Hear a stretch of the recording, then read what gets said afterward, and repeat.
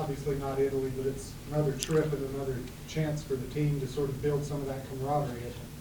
Yeah, it is. I think our team right now feels good about themselves and really get along. I think it shows in our play. I think our guys have been very spirited in the way we've competed, and guys seem to be cheering for each other and very supportive. It's not an easy situation, to be honest with you, because we have so many guys and everybody wants to play, and it's very competitive in practices, but it's been very healthy so far, and guys are excited about a trip to Charleston and a chance to play some good teams in a neutral site. Jerron just made a great point. He talked about when South Carolina cut it to 40-39 Sunday. He said maybe last year's team that would have ended up in a loss, but under KJ and Rob and their leadership, it was kind of like now we knew at that point it was time for the. Well, maybe. I think that's easy to say, but and it makes for good writing. I don't know if it's always the case, but certainly very pleased with the way this team did respond, because they did. And KJ made big plays and Rod made big plays in that instance. It's a new season. We're looking forward to what's in front of us. We've got a long way to go, and we're going to get challenged many, many more times, and starting Thursday night. But I was very pleased with the way our guys responded to adversity. We hit some adversity during that time. I think if you'd polled a lot of people, they probably would have been very doubtful of the outcome. And really, to be honest with you, we got control of the game pretty quickly right after they cut it to 1, and really never lost control again the rest of the way, which was good for me to see, because our guys played with poise down the stretch and executed on both ends of the court. We guarded them very well. Our zone was effective, and offensively we did the things we needed to do to finish the game the right way. In the preseason, you put it on KJ and Rod to step up and be those leaders, Mm-hmm. and you seemed unsure that was going to happen or how quickly that would happen. Is 3 games too early to say? Yeah, definitely it is. It is. It's. They're definitely working at it. They both have ways to go, but it's a process. You don't just all of a sudden say you're a leader and 1 or 2 good outcomes makes you a great leader. You have to fight through a long season and earn your spurs a little bit. They both. Rod's not the most talkative guy. We're really trying to improve that with him and get him to understand that his voice is really important, more important than he realizes. Everybody respects the way he plays and how hard he plays and the way he plays the game. He plays it the right way, and he's unbelievably unselfish as a teammate. KJ is a guy who's learning to become a really good player. He's trying to take the next step from being that role player or that third, scorer that he kind of was last year to being the primary guy. And there's a lot that goes with that. And it's hard to put up those kind of numbers consistently.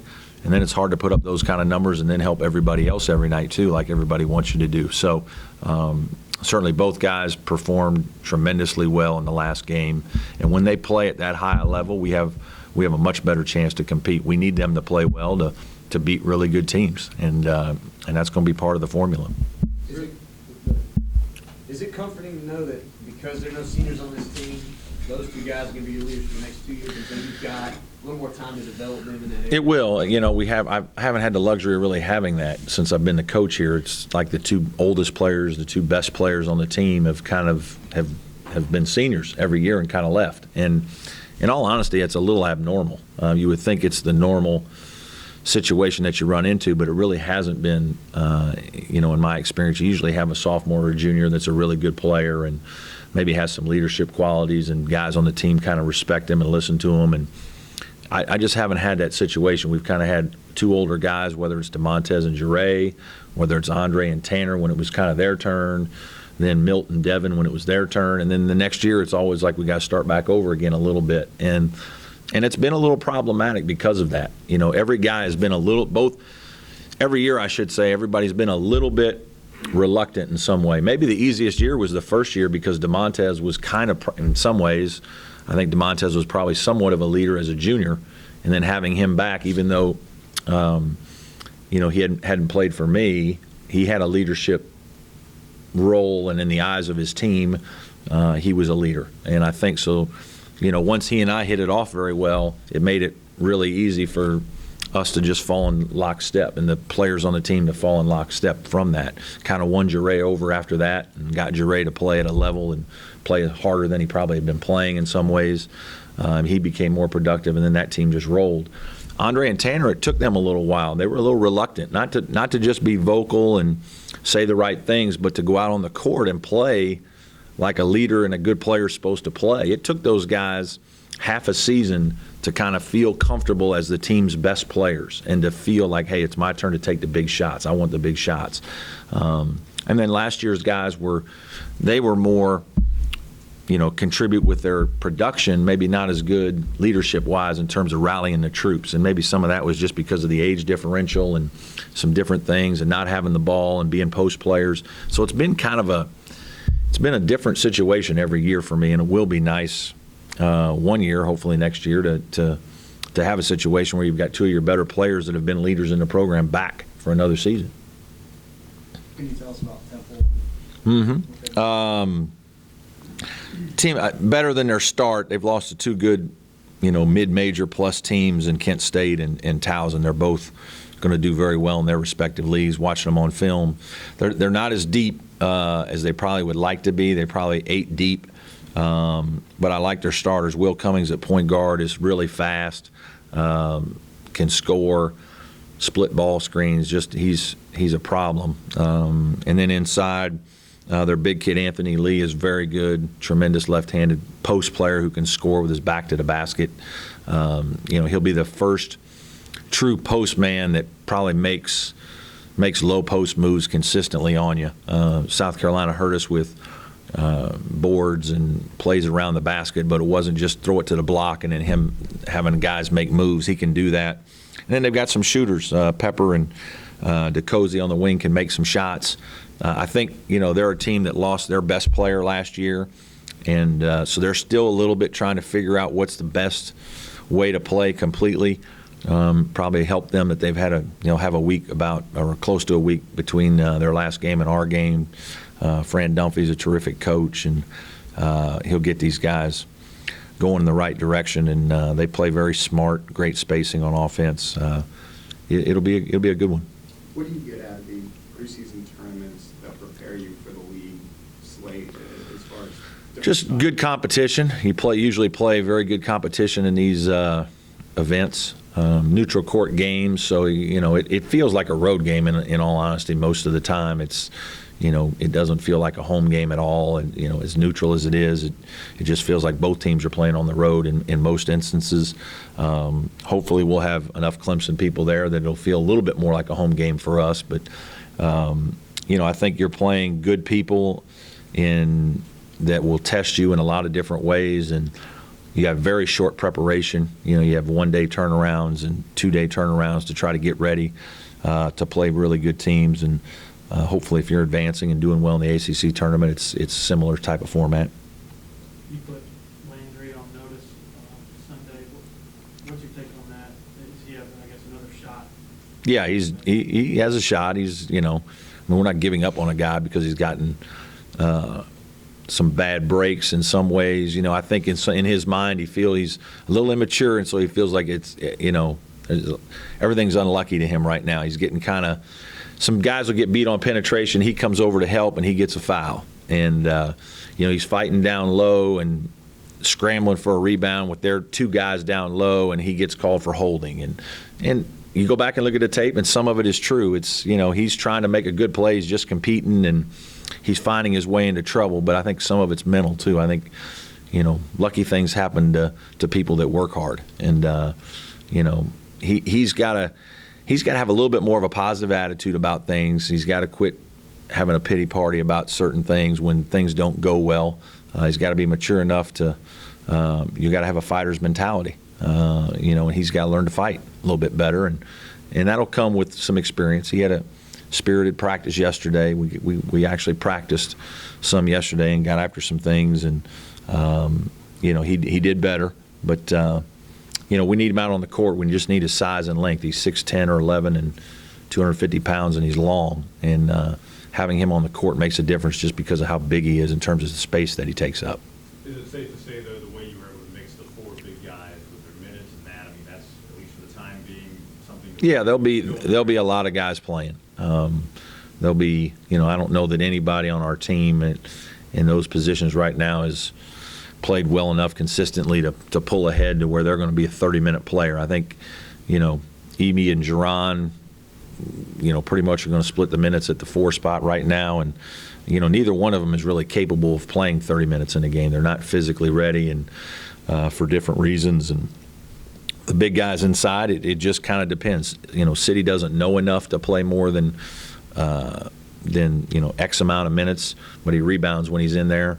Josh, can play 20 good minutes for you, and Landry can play 20 good minutes, 25 if he's having a really good day. So it'll be a little bit matchups, a little bit the way the game's called, So the good thing is we've got a lot of different, animals to use in there. Those guys can fight and scratch and beat on it, and that's the way we do it in practice. And they're very competitive, and they root for each other, and it's good to see. When it comes to playing where he is playing, Jerron, kind of learning curve does he have, considering he really didn't? You know what? He's got a long way to go in terms of a lot of things. It's the speed of it all. That was his first big game from the standpoint of there's 7,500 people in the stands, and there's a different feeling in the gym. I mean, it felt different than the first 2 games now, and that's the kind of feeling we need for all our home games. And it makes a difference. It makes a difference in games when we have 7,500 to 8,000 people there versus 5. It just does. There's a different electricity. There's a different atmosphere. And you could see there were a couple times in the game I thought he looked a little nervous, a little uptight. He tries so hard that sometimes he gets in his own way because he just tries so hard. And you got to get comfortable. You got to get relaxed to play really, really well and execute the skill part of it. There's some positions in football where you can have all that. You can be frothing at the mouth and just go smash into the guy in front of you. In basketball, you gotta be able to execute skill more. And when you're nervous, when you don't know what you're doing, it shows up more and in mistakes. So he just needs more game experience. To what extent is it fair to say that what Coach Dunphy's done at Temple in terms of the way he approaches offense and defense mirrors what you want this program to look like here? Yeah, there's some similarities. He doesn't really run motion offense, but he has some principles with spacing that are like it. It's almost like he teaches them principles. They certainly run some set plays, but then they get into some different principles that they run that are kind of high-lowish in the way they play. A lot of dribble handoffs, some ball screens, occasional screen away, a lot of man-to-man, very possession, value the ball, and possessions are really important. And I think that's where there's strong similarities in the way we believe the game should be played in terms of valuing the ball and not giving up a possession on either end. He's a really good coach. He's one of the most underrated coaches that's in our business because he's kind of done it in a place very quietly, in a couple different schools in Philadelphia, and wins 20 games almost every year. And he just kind of goes about his business, doesn't look for any limelight, doesn't want extra recognition. Maybe hasn't had the big wins, as many big wins in the NCAA tournament, so some of it is forgotten. But man, he's one of the most respected coaches in our business. From the standpoint of your motion offense, there was a play in the first half Sunday, left elbow, bounce pass underneath, maybe KJ right at the hoop or something. That's the signature kind of play you'd love to see. Some of it, yeah. I mean, there was a nice back cut play that we had.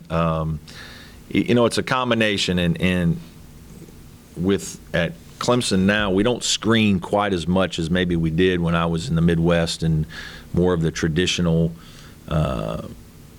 just lots of screening like Coach Knight. We don't screen quite as much anymore. Some of it, it's very complicated. It becomes a little more difficult to teach. It takes longer time to master it.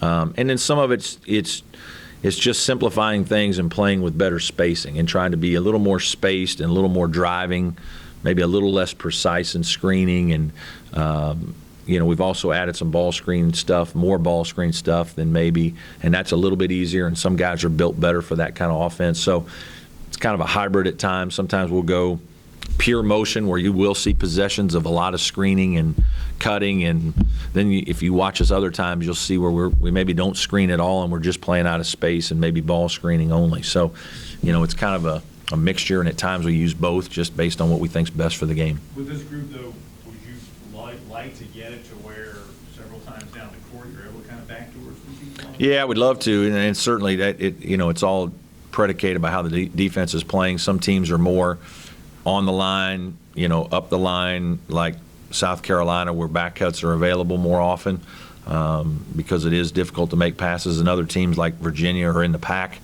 and there's almost no back cuts because they're playing inside you and behind you and below you and making you play over top. So kind of depends game to game. And Temple's a team that usually is a little more pack oriented. Because I think it was on Wyoming the other night, and noticed Devin Coleman didn't play. Is he okay? Or He's fine. He's fine. We just have a lot of guys, and Austin didn't play much, and it was just a decision by the coach. Okay, thank you very much, Coach. All right. Yep. Gentlemen,